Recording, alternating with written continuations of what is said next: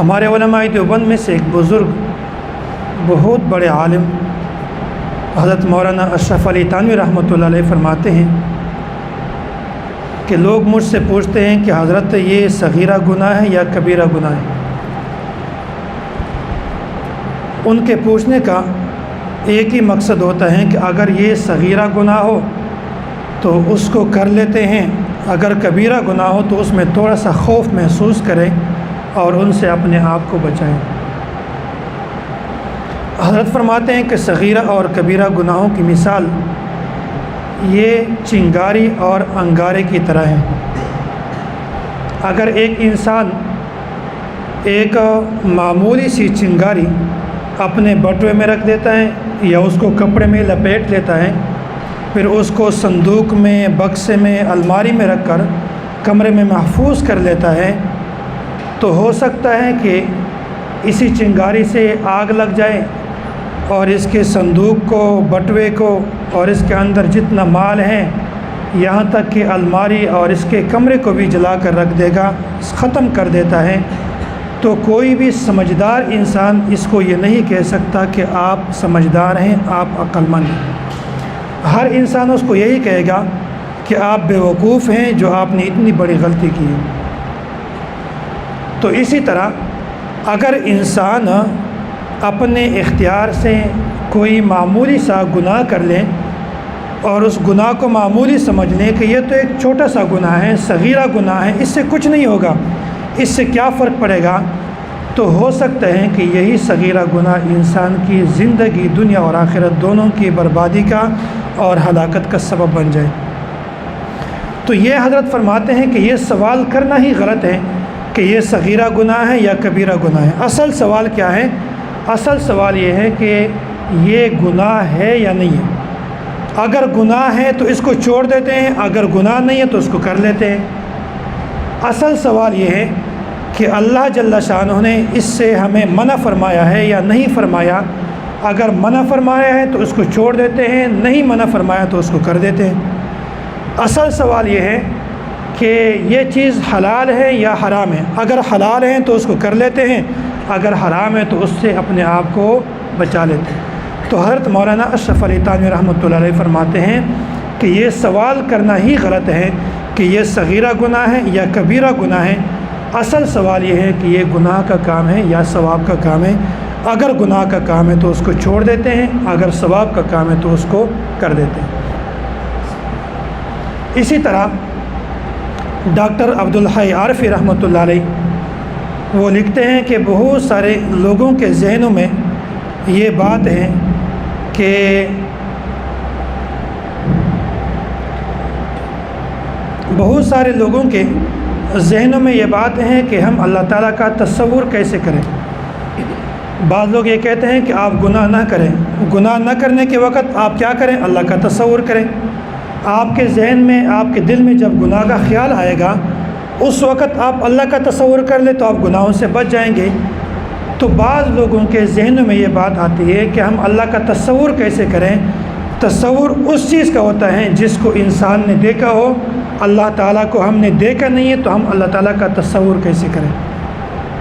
حضرت ایک مثال سے سمجھاتے ہیں کہ اللہ تعالیٰ کا تصور ہم ایسے کریں گے کہ اگر انسان کے ذہن میں، اس کے دل و دماغ میں یہ تصور آ جائیں کہ میں نے فلاں گناہ کرنا ہے، تو اس وقت آپ ذہن میں اس بات کا تصور پیدا کریں، اس بات کا داعیہ پیدا کریں، اس بات کو ذہن میں لائیں کہ اگر اس گناہ کے کرنے کے وقت میرا والد صاحب مجھے دیکھ لیں تو کیا میں اس گناہ کو کر لوں گا؟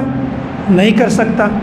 یا اس گناہ کے کرنے کے وقت میرا استاد مجھے دیکھ لیں، یا اس گناہ کے کرنے کے وقت میری بیوی مجھے دیکھ لیں، میرے اہل و عیال مجھے دیکھ لیں، تو کیا میں اس گناہ کو کر لوں گا؟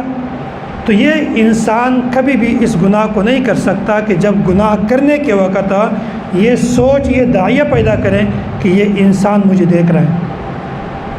تو اسی طرح جب انسان گناہ کرنے کا داعیہ پیدا کریں، سوچ پیدا ہو جائے، تو اس وقت یہ تصور کریں کہ اللہ تعالیٰ تو مجھے دیکھ رہا ہے۔ مثال ایک پیش کر رہا ہوں۔ ایک انسان بد نظری کر رہا ہے، بد نظری کرتے وقت اس نے ذہن میں یہ خیال پیدا کیا کہ میں اس بد نظری کے وقت میرا والد صاحب مجھے دیکھ رہا ہے، تو یہ انسان بد نظری نہیں کرے گا، بد نظری سے رک جائے گا۔ اگر یہ تصور کر لے کہ میں بد نظری کر رہا ہوں لیکن میرا استاد مجھے دیکھ رہے ہیں، میرا شیخ مجھے دیکھ رہے ہیں، میرا بیٹا مجھے دیکھ رہے ہیں، میری بیٹی مجھے دیکھ رہے ہیں، تو اس وقت یہ انسان گناہوں سے بچ جائے گا، بد نظری سے بچ جائے گا، بد نظری نہیں کرے گا۔ اس کی وجہ یہ ہے کہ انسان کے ذہن میں یہ بات آتی ہے کہ اگر یہ انسان مجھے دیکھ لیں تو یہ مجھے شرمندہ کرے گا، اس کے سامنے گناہ کرتے ہوئے میں ذلیل ہو جاؤں گا، میں رسوا ہو جاؤں گا، بار بار یہ لوگ میری بےزتی کرائیں گے کہ آپ نے فلاں گناہ کا کام کیا ہے۔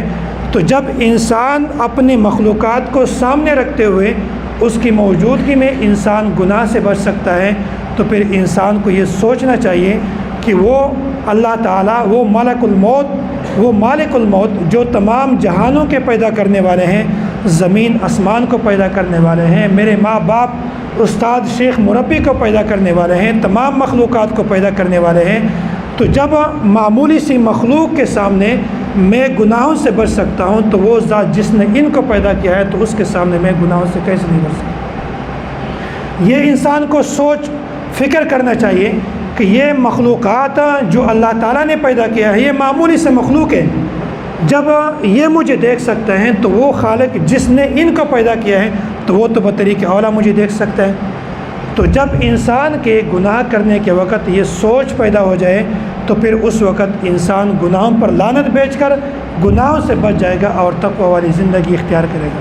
جب انسان تقوی والی زندگی اختیار کرے، گناہوں سے بچ جائیں، پھر دیکھنا کہ اللہ تعالیٰ ان کو کہاں سے کہاں تک پہنچاتے ہیں۔ اسی طرح حضرت مولانا اشرف علی تھانوی رحمۃ اللہ علیہ فرماتے ہیں کہ گناہ کی مثال یہ ایسی ہے کہ انسان کے جسم میں خارش لگ جائے۔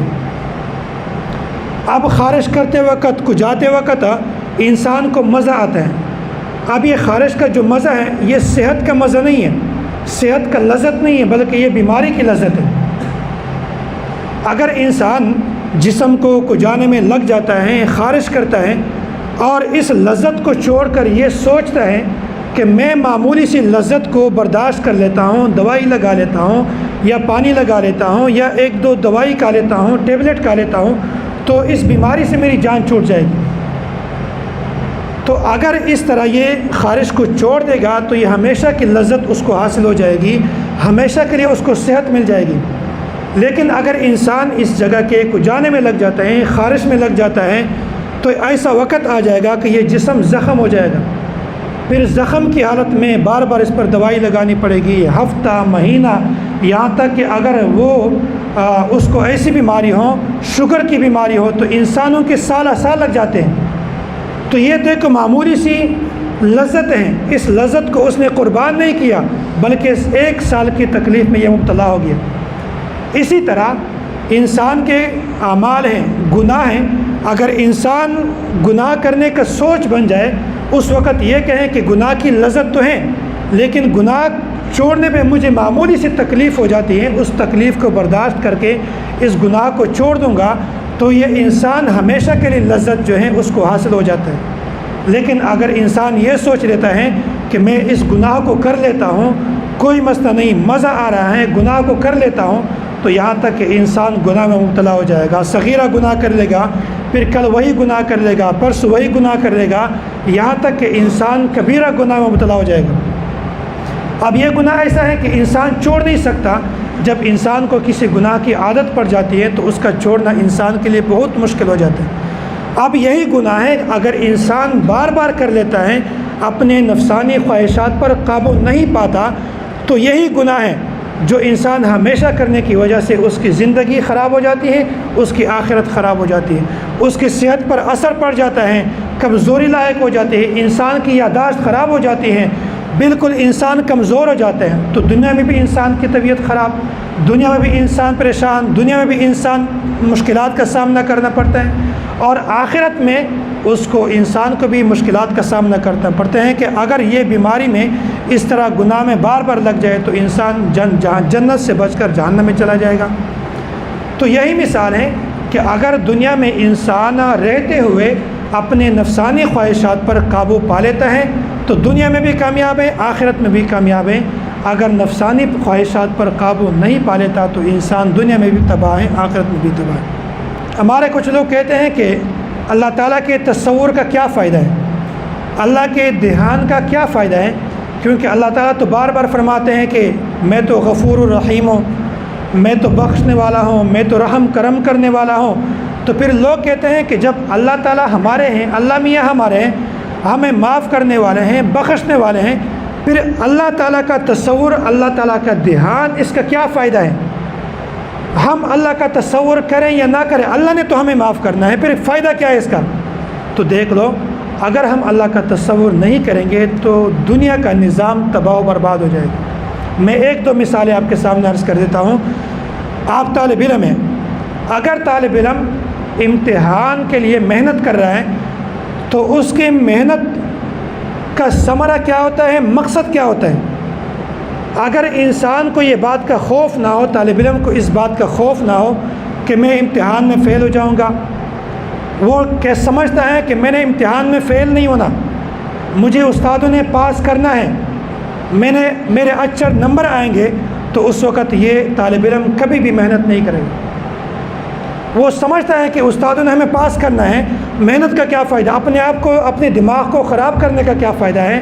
لیکن اگر انسان کا سوچ یہ ہو کہ اگر میں نے محنت نہ کی تو میں نے امتحان میں فیل ہونا ہے، اگر میں نے محنت نہیں کی تو میں جس پرچے میں فیل ہوں گا اس استاد کے سامنے میں کس منہ سے پیش ہوں گا، اگر میں نے امتحان کی محنت نہ کی تو استاد نے مجھے اگلے درجے میں نہیں چھوڑنا، اگر میں نے امتحان میں محنت نہ کی تو میں نے اگلے سال استاد نے یہاں پر چھوڑنا نہیں مجھے، تو اس وقت یہی طالب علم محنت کرنے پر مجبور ہو جائے گا۔ تو محنت کرنے پر جو یہ طالب علم مجبور ہوا ہے اس کی وجہ کیا ہے کہ استاد کا خوف ہے۔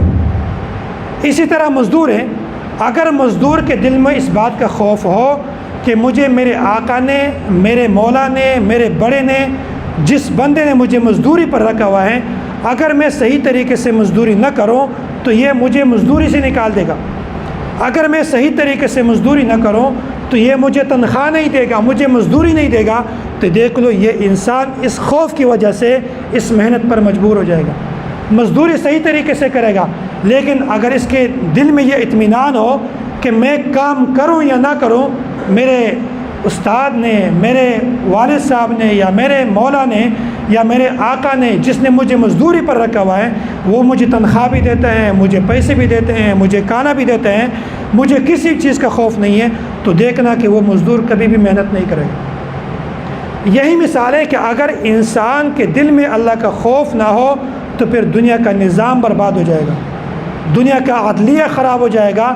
آپ دیکھتے ہیں آج کل معاشرے میں کتنا فساد ہے، یہاں تک کہ انسان کی موت کو مچھر کے برابر بھی نہیں سمجھتے، عدالت کا نظام خراب ہوا ہے، 2 روپے کے بدلے میں قانون خریدا جا رہا ہے، ہر جگہ پہ ڈاکے پڑ رہے ہیں، چوریاں ہو رہی ہیں، قانون کا پامال کیا جا رہا ہے۔ اس کی وجہ کیا ہے کہ دل میں اللہ کا خوف نہیں ہے۔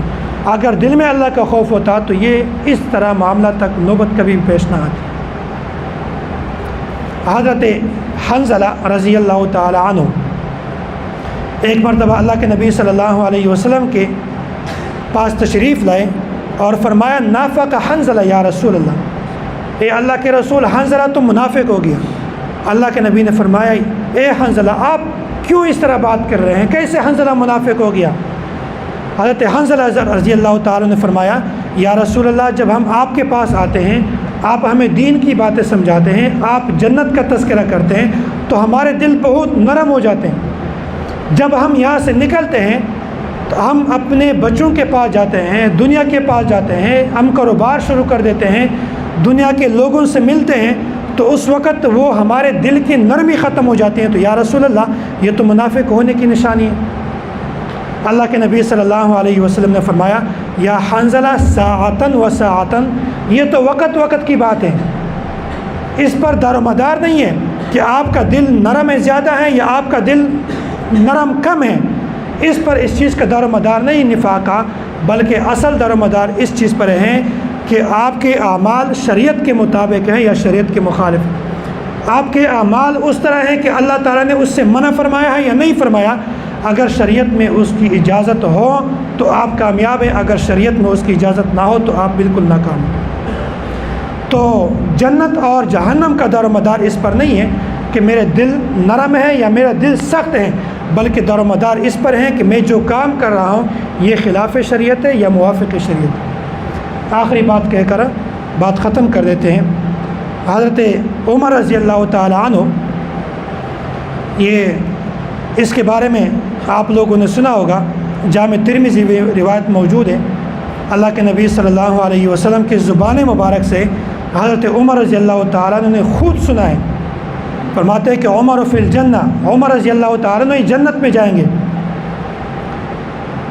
اسی طرح صحیح بخاری میں یہ روایت موجود ہے۔ ایک مرتبہ اللہ کے نبی صلی اللہ علیہ وسلم معراج پر تشریف لے گئے، جنت کا سیر کر رہے تھے، وہاں پر دیکھا کہ جنت میں ایک عالیشان محل ہے، بہت خوبصورت محل ہے۔ اللہ کے نبی صلی اللہ علیہ وسلم نے اس محل کو دیکھا تو دل میں خواہش پیدا ہوا کہ میں کاش اس کو اندر سے بھی دیکھ لیتا، لیکن وہاں کنارے پہ ایک خاتون بیٹھی ہوئی تھی، بوڑھی عورت بیٹھی ہوئی تھی۔ اللہ کے نبی صلی اللہ علیہ وسلم نے اس سے پوچھا یہ شاندار محل کس کا ہے؟ تو اللہ کے نبی کو بتایا گیا کہ یہ تو عمر رضی اللہ تعالیٰ عنہ کا ہے۔ اللہ کے نبی صلی اللہ علیہ وسلم اس محل سے پیچھے ہٹ گئے اور اس محل کے اندر نہیں گئے۔ جب آ گئے تو یہی بات حضرت عمر رضی اللہ تعالیٰ عنہ کو اللہ کے نبی صلی اللہ علیہ وسلم نے ارشاد فرمائی کہ میں جنت میں گیا تھا، وہاں پر آپ کا محل دیکھا لیکن میں اندر نہیں گیا۔ صحابی نے پوچھا یا رسول اللہ آپ اندر کیوں نہیں گئے؟ تو اللہ کے نبی صلی اللہ علیہ وسلم فرماتے تھے کہ مجھے آپ کی غیرت یاد آ گئی کہ آپ بہت غیور انسان ہیں، غیرت مند انسان ہیں، اسی وجہ سے میں محل کے اندر نہیں گیا۔ حضرت عمر رضی اللہ تعالیٰ فرمانے لگے یا رسول اللہ کیا میں آپ پر غیرت کروں گا؟ تو اس وقت حضرت عمر رضی اللہ تعالیٰ رو پڑے، اور رونے کے بعد جب اللہ کے نبی صلی اللہ علیہ وسلم دنیا سے چلے گئے تو اس کے بعد حضرت عمر رضی اللہ تعالیٰ حضرت حذیفہ رضی اللہ تعالیٰ کے پاس گئے اور ان سے پوچھا کہ اے حذیفہ خدا کے لیے مجھے یہ بتاؤ کہ میرا نام ان منافقین میں سے تو نہیں ہے۔ اللہ کے نبی صلی اللہ علیہ وسلم نے ان کو منافقین کا ایک لسٹ دیا تھا کہ یہ بندہ منافق ہیں، یہ منافق ہے، یہ منافق ہے۔ تو حضرت عمر رضی اللہ تعالیٰ نے جنت کی بشارت سننے کے باوجود، جنت میں محل دیکھنے کے باوجود پھر بھی صحابی سے پوچھتے ہیں کہ آپ اس لسٹ میں میرا نام دیکھو کہ میرا نام تو نہیں ہے۔ اس کی وجہ کیا ہے کہ حضرت عمر رضی اللہ تعالیٰ جانتے تھے کہ مجھے جنت کی خوشخبری ملی ہے، لیکن ایسا نہ ہو کہ اللہ کے نبی صلی اللہ علیہ وسلم کے جانے کے بعد میرے اعمال ایسے ہوں کہ اس پر پانی پھر گیا ہو، تو اسی وجہ سے میں نے صحابی سے پوچھا تھا کہ ایسا نہ ہو کہ میرا نام اس منافقین میں شمار ہو جاتا۔ تو اس کی بنیادی وجہ یہ ہے کہ صحابی کے دل میں اللہ کا خوف ہے، تو اسی وجہ سے وہ پوچھتے ہیں۔ تو لہٰذا جتنا آپ کے دل میں اللہ کا خوف زیادہ ہوگا اتنا آپ کے اندر تقویٰ پیدا ہوگا، جتنا اللہ کا خوف کم ہوگا اتنا آپ کے اندر تقویٰ کم ہوگا۔ تو پوری بات کا خلاصہ یہ ہے کہ اللہ کے نبی صلی اللہ علیہ وسلم کی اس پر متعدد روایات موجود ہیں۔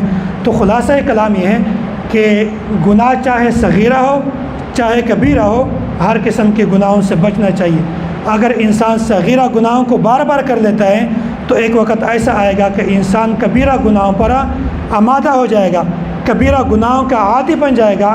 جب کبیرہ گناہوں کا عادی بن جائے تو یہ انسان کی دنیا کی زندگی اور آخرت کی زندگی یہ دونوں تباہ و برباد ہو جاتے ہیں۔ اور دوسری بات یہ ہے کہ اگر دل میں اللہ کا خوف نہ ہو تو معاشرے میں جتنے بھی فسادات ہیں آپ اس سے کبھی بھی نہیں بچ سکتے، لیکن اگر دل میں اللہ کا خوف ہے تو پھر ہر قسم کے گناہ، ہر قسم کے فسادات سے آپ بچ سکتے ہیں۔